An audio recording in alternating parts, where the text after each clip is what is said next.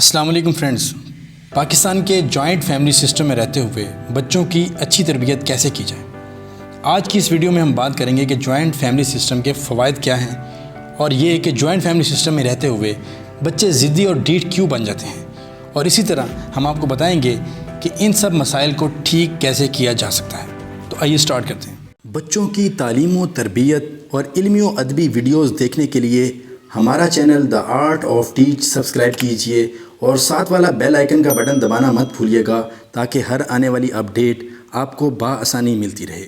ایک ماں نے ذکر کیا کہ ہم جوائنٹ فیملی سسٹم میں رہتے ہیں اور گھر میں 20 افراد ہیں، سب کے مزاج بھی مختلف ہیں۔ مسئلہ یہ ہے کہ میرے بچے میری بات سنتے ہی نہیں ہیں، بہت ضدی اور ڈھیٹ بن گئے ہیں۔ میں مختلف طریقے بھی آزما چکی ہوں لیکن بے سود۔ براہ کرم رہنمائی کریں کہ جوائنٹ فیملی میں رہتے ہوئے اپنے بچوں کی اچھی تربیت کیسے کروں کہ میرے بچے میرے مطابق چلیں اور فرما بردار بن جائیں۔ پاکستان کی زیادہ تر آبادی جوائنٹ فیملی سسٹم میں ہی رہتی ہے اور یہ مسئلہ اس سسٹم میں رہنے والے سبھی والدین کو درپیش آتا ہے۔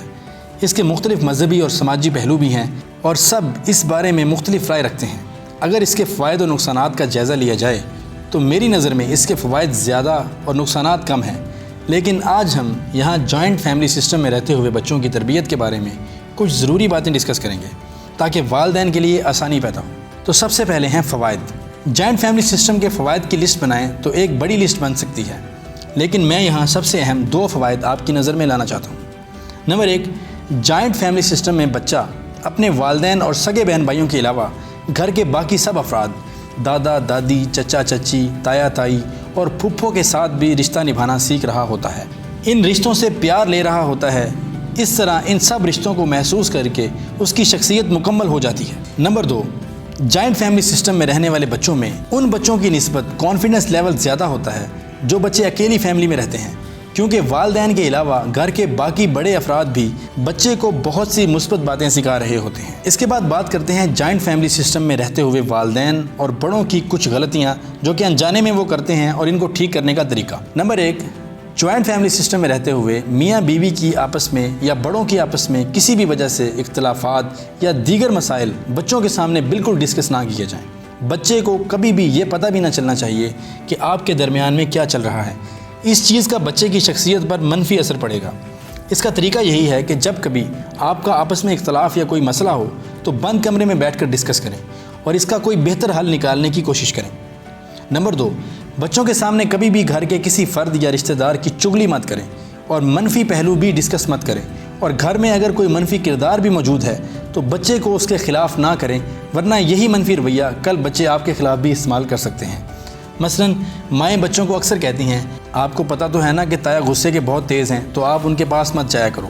آپ کو پتہ تو ہے کہ پھپھو کے کمرے میں جاتے ہو تو وہ آپ کو ڈانٹ دیتی ہے، اس لیے تم ان کے کمرے میں بالکل نہ جایا کرو۔ ان منفی رویوں اور باتوں کو مثبت طریقے سے ہینڈل کر لیا کریں، جیسا کہ تایا کو کسی وجہ سے غصہ آ گیا ہوگا، آپ پریشان مت ہوں، پھپھو اپنے کمرے میں کچھ ضروری کام کر رہی تھیں اس لیے انہوں نے آپ کو کمرے سے باہر بھیج دیا۔ نمبر 3، گھر کا کوئی بڑا فرد کسی بچے کو پیار سے مذاق کر رہا ہو تو یہ ہنسی مذاق کبھی کبھار اور ایک لمٹ میں ہونا چاہیے، ورنہ بچہ رشتے کا احترام بھول جاتا ہے اور اس فرد کو اوائڈ کرنا شروع کر دیتا ہے، اور جب اس کے صبر کا پیمانہ لبریز ہو جاتا ہے تو بڑوں سے بدتمیزی بھی کر سکتا ہے۔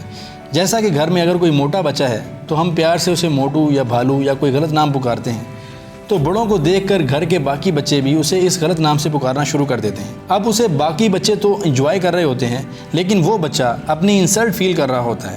اس طرح اس کی شخصیت مجروح ہو جاتی ہے، وہ ایک حد تک اس کو برداشت کرتا رہتا ہے، پھر اس کے صبر کا پیمانہ لبریز ہو جاتا ہے تو وہ کوئی نہ کوئی بدتمیزی کر بیٹھتا ہے، اور پھر قصوروار بھی اسی بچے کو ٹھہرایا جاتا ہے کہ اس نے بڑوں سے بدتمیزی کی ہے۔ اور سب سے آخر میں، جوائنٹ فیملی سسٹم میں رہتے ہوئے بچے ضدی اور ڈھیٹ کیوں بن جاتے ہیں اور اس کی کیا وجوہات ہیں؟ دیکھیں، بچے کو بچہ ہی سمجھیں کیونکہ اس نے غلطیاں کرنی ہی کرنی ہیں۔ وقت کے ساتھ ساتھ وہ میچور ہوگا تو بہتر ہوتا جائے گا۔ جب آپ اور آپ کے بچے اکیلی فیملی میں رہ رہے ہوتے ہیں تو آپ اپنے بچوں کو اپنی عقل سمجھ کے مطابق ڈیل کر رہے ہوتے ہیں، ان کو اچھے برے کی تمیز اپنے طریقے سے سکھا رہے ہوتے ہیں، ان کی اچھی باتوں کی تعریف اور غلط باتوں کو اپنے انداز میں ٹھیک کرنا سکھا رہے ہوتے ہیں۔ مطلب یہ کہ آپ کے معاملات میں کسی اور کی کوئی مداخلت نہیں ہوتی، جبکہ جوائنٹ فیملی سسٹم میں ایسا نہیں ہوتا۔ اس میں جب کوئی بچہ غلطی کرتا ہے تو گھر کا ہر بڑا فرد اسے اپنے مزاج کے مطابق ڈیل کر رہا ہوتا ہے۔ کوئی مثبت طریقے سے اور پیار سے سمجھا دیتا ہے تو کوئی غصے اور سخت الفاظ میں، کوئی اس کا ہاتھ زور سے پٹک دیتا ہے تو کوئی بازو سے پکڑ کر پیچھے کھینچ دیتا ہے یا تھپڑ بھی مار دیا جاتا ہے۔ بچہ بڑوں کے یہی منفی رویے بار بار دیکھ کر اندر ہی اندر گھٹ رہا ہوتا ہے اور اپنی انسلٹ فیل کر رہا ہوتا ہے، اور وہ ایک لمٹ تک ان کے منفی رویوں کو برداشت کرتا رہتا ہے اور پھر صبر کا پیمانہ لبریز ہونے پر اپنے ذہن میں چند نتیجہ خیز باتیں بٹھا لیتا ہے۔ نمبر 1، ایک طرف تو مثبت رویے والے فرد کی طرف بچے کی قربت زیادہ ہو جاتی ہے، تو دوسری طرف وہ منفی رویے والے فرد کو اوائڈ کرنا شروع کر دیتا ہے۔ نمبر 2، دوسرا وہ اینگر ڈپریشن کا شکار ہو جاتا ہے، جس کا ہمارے نزدیک مطلب یہ ہے کہ وہ ڈھیٹ اور ضدی ہو گیا ہے۔ اب آپ خود ہی فیصلہ کریں کہ اس میں قصوروار کون ہے۔ اب آ جاتے ہیں آخری پوائنٹ کی طرف کہ ان سب مسائل کو کیسے ٹھیک کرنا ہے۔ ایک بات یاد رکھیں کہ بچہ آپ کی بات بالکل نہیں مانے گا۔ اگر آپ کی ویلیو بچے کی نظر میں 0 ہے، اگر آپ اسے عزت نہیں دیتے، اگر آپ اسے بلا وجہ روک ٹوک یا ڈانٹ ڈپٹ کرتے ہیں، یا آپ کی طرف سے منفی رویے کا شکار ہیں، اور اگر آپ اس کی باتیں توجہ سے نہیں سنتے۔ اگر آپ نے بچے کو اپنے تابع کرنا ہے تو سب سے پہلے اپنا ریلیشن شپ اس کے ساتھ مضبوط کرنا ہوگا، اور یہ تب ہی ممکن ہے جب بچے کی نظر میں آپ کی ویلیو یا رسپیکٹ ہوگی اور بچہ دل سے آپ کا احترام کرتا ہوگا۔